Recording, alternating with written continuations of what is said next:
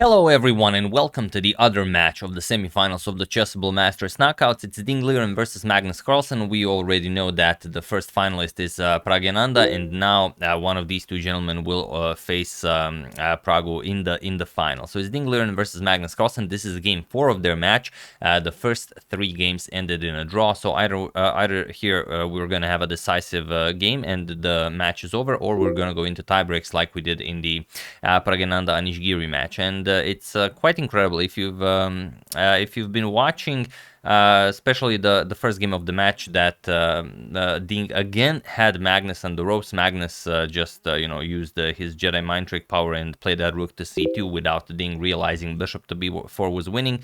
That's already the second game in basically a few games that they played that Ding was completely winning. But it's rapid chess. He didn't have enough time to take his advantage to grab a full point.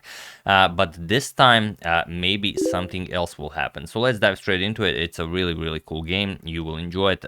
Ding opens with d4. We have d5. In the game that we discussed, Magnus tried the Nimzo, that bishop to g4, bishop to b4 variation, very weird stuff, but it didn't work out all that great for him. Here, so he tries d5 now. We have c4, c6, going for the Slav defense, knight f3, knight to f6, and knight f6 and e3, the so-called quiet variation, bishop to g4, and now h3. Magnus gives up the bishop pair early on. We have captures, and now e6. So he gives up the light square bishop, puts his pawns on light squares, and now he has a dark square bishop that can go in between those pawns, of course. Knight to c3, we have knight b to d7, and the bishop to d3 now. We have bishop to b4, and both players castle. So castles, and now rook to d1. Aligning the rook with the queen on d8. We have rook to e8, and now queen back to e2. Ding is ready to play f4, and he wants to grab full control over the e5 square. Queen to e7 by Magnus, and now bishop to d2. And there are a couple of moves that games that reach this position. Usually e5 is played here, also d captures, and c4 is a known move. But here we have a6 by Magnus, and it is now, as of move 12, that we have a completely new game. So Ding plays bishop to e1. We have rook a to d8, and now rook a to c1. We have bishop back to d6, and now c5. So will this be a good advancement for Ding, or will it be something that Magnus can maybe punish later on? You can play b6, try and undermine this. If b4, then a5, and so on. So we've seen this many times. Let's see how it plays out. We have bishop to c7, and finally f4, grabbing control over the e5 square. We have bishop to a5, and this bishop to a5 move is pretty problematic, because here Magnus, what he wants to do as it's a pretty close position. We haven't really traded any pawns yet. He wants to trade this bishop for a knight, and he says my knight pair will be stronger than your bishop pair. Hopefully the position will not open up. The problem is Ding just plays knight captures on d5. And that's a big problem. So Magnus will get to trade his bishop for a knight. However, he will not be able to play b6, because what Carlsen wanted was, let's say, if Ding just continues with something like a3, he wants to capture here, and after b captures, just to bust open with b6. This is his idea. He has excellent setup for this. However, after bishop to a5, Ding plays knight captures on d5, and this is just winning a clean pawn, because now the bishop is hanging on a5, it's undefended, and also the queen is hanging. So e captures on d5, we have to give up the bishop this way. Bishop captures on a5, but now you don't have b6, because both the bishop and the pawn cover this square, and also your rook is hanging. So rook to c8 by Magnus, and now rook to c3. Now Ding wants to put more pressure on that b file. So knight to f8, we have rook to b3, and now comes knight to e6. We have queen to f3, queen to d7, and now bishop back to e1. Now the rook controls the b6 square, so you don't have to keep your bishop on a5.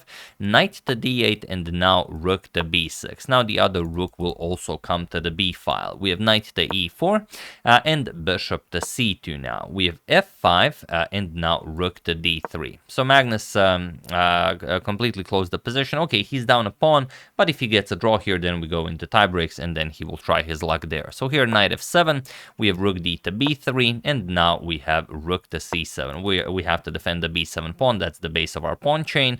King to f1, and here I think after when this king to f1 was played, as this is what I decided to use for the thumbnail, here after king to f1 was played, I think Magnus realized that trouble is very near, because Ding will now hide his king all the way to the queen side, and then he will start pushing, opening up the position, and well, trying to exploit the two weaknesses, one being the weak b7 pawn, the other one the attack on the king side. If it opens up, then everything just comes alive. He still has the bishop pair, so one thing Magnus doesn't want to allow is for the position to open up. And here Magnus has to create some sort of a blockade to try and prevent this. So he starts with queen to c8, and we have king to e2. Ding just continues moving the king all the way to the queen side. We have knight to h8, king to d1, now comes knight to g6, and king to c1. We have knight to f8, bishop to a5, preparing to move the rook and open up a discovery here. So rook to f7, and now comes king to b1. So it's not a problem, as both the queen and the rook are guarding the b7 pawn.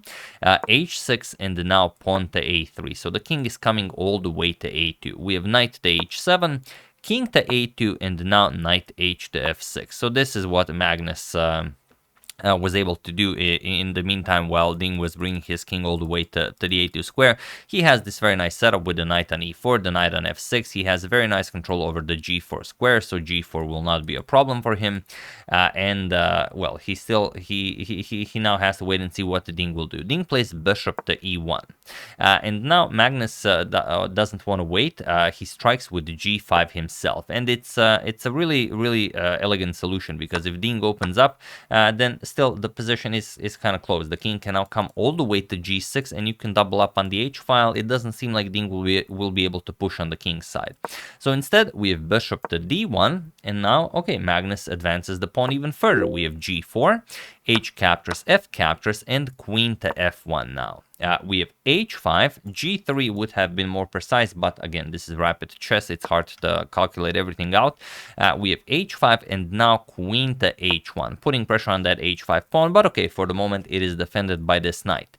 King to g7, now comes the bishop to h4, and now we want to put our bishop on c2, grab hold of this diagonal, and it will be somewhat difficult for Magnus to keep everything in check, because the h5 pawn will just be too weak.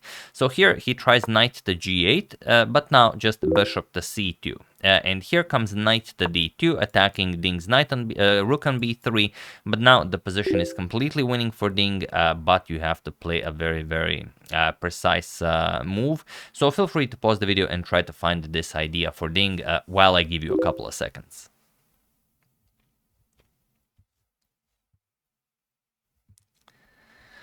So for those of you who were able to do it, congratulations on spotting this incredible move. And for those of you who just want to enjoy the show, it is bishop to g5. There are other moves that will retain a winning position for white, but bishop to g5 is just the most forcing. Now we are going to capture on h5, and there is nothing you can do about this as black. So here, okay, we grab the rook, knight captures on b3, rook captures, and now knight to f6. We guard the h5 pawn, but now just bishop captures on f6. We have rook captures and queen captures on h5. Now preparing queen to h7 check.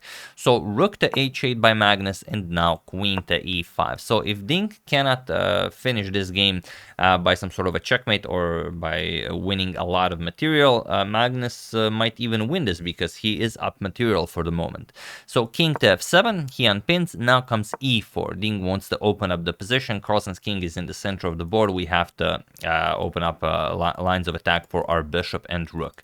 So d captures on e4. We have bishop captures, rook to e8 now, and the queen to h5 with check. We have king e7, and now d5. There is no time to wait. We have to continue pushing. King d8, Magnus is hoping to hide the king all the way to the queen side, much like Ding did, but Ding will not allow it. Queen g5 now attacks the rook, rook to f8 defends the rook, and now rook to d3, threatening all sorts of nasty discoveries, and there's no good way to hide the king. If you try to hide the king, then just queen e5 check, and you're getting checkmated. You cannot go anywhere, you have to go back to the d file, then d captures on c6, and you are out of squares. You have to start giving up material, and, whoa, not that one, and that's gonna be it. So instead, after rook to d3, queen to c7 by Magnus, trying to hide the king this way, but now d captures on c6 with check, king to c8, and queen captures on g4 with check. Ding just gobbles up material, and in the process forces the king all the way to b8, and now comes rook to d7, and now it becomes apparent that there is really no way to continue this game for Magnus. He tries rook captures on f4, hoping to get a queen trade in, but of course Ding doesn't go for it. He just plays queen to g7, and it was in this position on move 56 that Magnus Carlsen resigned the game, and what an incredible victory for Ding Liren, not only in game 4 of their match, but also in the entire match, as this ends the match. And so we will have in the finals Pragyananda versus Ding Liren, and we'll see, will Prag will be able to take it all the way, or is Ding just on a completely different level, as now he is also in the candidates tournament. He has been studying very hard, and he is just one of those players that kind of belongs in the 2800 club, or pretty much the entire time, but it's been a hard time for him. He couldn't play, then he qualified, but he couldn't get to the candidates. It was pretty crazy for him, but now finally we will see him there, and great things are expected from him. And of course everyone knows Magnus said he will only play Ali Reza if he wins the candidates, but I don't see him declining a challenge from Ding, especially with the Ding giving him such a hard time with pretty much every game they play. So yeah, here you resign because if you you cannot you can't really trade queens. If you go rook f7, we're just gonna trade like this, rook captures on c7, and once you trade, you're gonna be down a full bishop, so that's out of the question. And if you try after, let's say, queen g7, you try something like queen c8 to try and hold on. Maybe if rook captures, you can get some queen to e6 check in, maybe rook f1 does something, doesn't really do anything. Rook b7 check, king to a8, and now just bishop d5. We prevent queen e6, and there is no playing this. If we want, we can even make sport of this position. Let's say rook goes after bishop, rook c7. We attack the queen, and once queen b8 is played, now we can even sacrifice the rook. Rook to a7 check, queen captures. Now we deliver this check. We force the rook to capture and move away from the defense of the rook on f8. And after rook captures on d5, we play queen captures on f8. And of course, everything is just winning, but also let's say just c8 queen. And that's it. This is now checkmate. The b6 square has been taken from the black king. That's it. So many moves are winning here. Of course, this is just the one I decided to show you, as it's the nicest one, I believe. So yeah, on move 56, Magnus resigned, and big congratulations to Ding for beating Magnus and reaching the finals against Pragyananda. So yeah, that's the game. Hope you guys enjoyed it. Really a wild one, and well, the thing I enjoyed most about this game was most definitely the king march, starting with king to f1. This is just, beautiful stuff. Like, there's the weakness, but we need another one, so we're just gonna hide the king all the way here and then open up the position. Ding didn't even have to wait. Magnus opened the position himself, as it was a good idea. It's just that Ding's position was much better. But yeah, really hope you guys enjoyed this one. I would like to wish a very happy birthday to Salvatore Canu, and I would like to thank Robert Kiefer, Mark Manor, Nagarjuna Ponugoti, and Ballswing.cat for your contribution to my channel. Thank you a lot. I really appreciate it.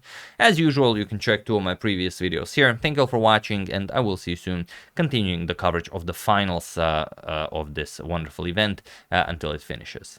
So thank you all. I will see you soon, and have an excellent rest of your day.